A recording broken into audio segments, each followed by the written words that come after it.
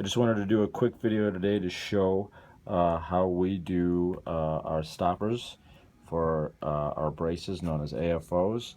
You can see right here is a little tiny piece of tubing, and it's 3/16 of an inch thick, and we put it into the bottom part of our plantar flexion stop because it will help to reduce noise as these two pieces come together.